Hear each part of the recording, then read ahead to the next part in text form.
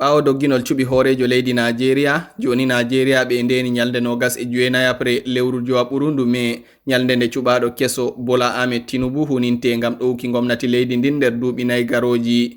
Tinubu heɓi jalorgal e daɗe 37 ley jam'iya APC laamika nder cuɓi ɗin dogginaɗi nyalde asawe 25 apre lewru ɗiɗaɓuru hitande 2023. Non ma o heɓi daɗe 25 nder famɗi diwe 24 e ma Abuja lamorde leydi bano dosɗe leydi Nigeria laɓɓini hidde kala tefo ardangal fu heɓa laamo. Ɓadotirɓe mako nder cuɓi ɗin ngoni Alhaji Atiku Abubakar mo jam'iya PDP keɓɗo daɗe 29 e Peter Obi mo jam'iya LP keɓɗo daɗe 25.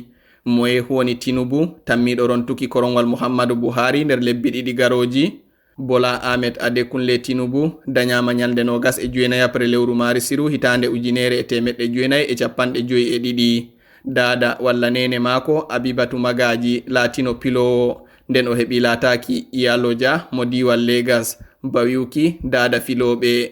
O fuɗɗi jangirde mako to Street Jones Primary School Aroloya Lagos e jangirde Children's Home School nder gallure Ibadan.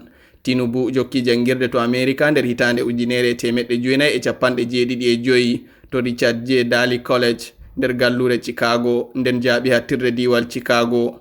O timmini nder hitande 1979 e sedaran mako Bachelor of Science in Accounting. nder leydi America o hudi e kampaniji Ba'ato Anderson e Deloitte e ma GTE Services Corporation. ɓawo warti Nigeria nder hitande 1983 o hudi e kampaniwa Mobil Oil Nigeria. Bola Tinubu fuɗɗi siyasa nder hitande 1992 to o nasti jam'iya Social Democratic Party walla SDP to o laati goto nder seɓitiɓe nder yebre People's Front ley jagorgal Shehu Musa Yar'Adua. Caggal nden o tawi siyasaɓe ba Umaru Yar'Adua, Atiku Abubakar, Baba Gana Kingibe, Rabiu Konkoso, Abdullahi Aliyu Sumaila, Magaji Abdullahi, Dapo Sarumi e Yomi Edu. Tinubu suɓama senetajo lutano tayri hirnange Lagos nder hitande 1999 Asiwaju Bola Tinubu tefi korongwal gomnako diwal Lagos to heɓi jalorgal ley jam'iya The Alliance for Democracy walla AD.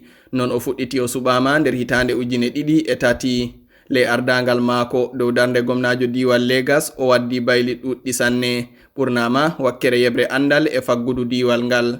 nder hitande 2006 Bola Tinubu habdi hawtuki hore e Atiku Abubakar laatiɗo ballo horejo leydi Nigeria sarde nden dow o laato horejo jam'iya Tinubu ka Action Congress AC nden o tefa ardangal leydi kadi Tinubu on laato ballo mako.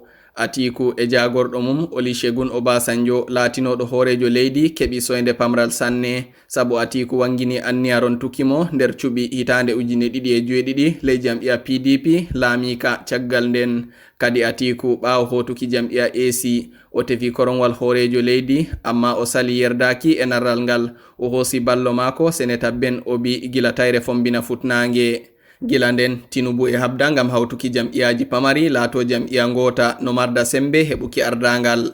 nder hitande 2014 o hawti jam'iyaji nawliraji ɗuɗɗi ngam tigguki jam'iya APC to Muhammadu Buhari mo jam'iya CPC tefunoɗo ardangal nder hitande 2003 e hitande 2007 e 2011 hokka bawal ɓawo fuɗɗutuki tefuki ardangal. Tinubu wami wamarde tilimde e hawtuki jam'iyaji ɗin e ma wambanki Buhari heɓi jalorgal nder cuɓi hitande 2015 e ma hitande 2019 o tigake taskaramji APC sanne nder duuɓi 3 ley laamu Buhari.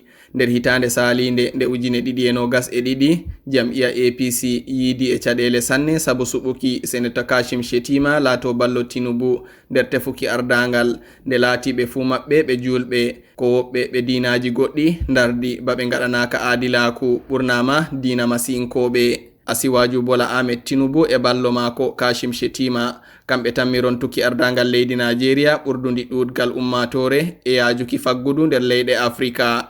Bola Tinubu e mari kore walla debbo goto Oluremi Tinubu laatiɗo masinkejo bo ɓe ngodi ɓiɓɓe jowo Folashade Tinubu Ojo e Sheyi Tinubu e Zainab Abishola Tinubu e Habibat Tinubu e ma Olayinka Tinubu.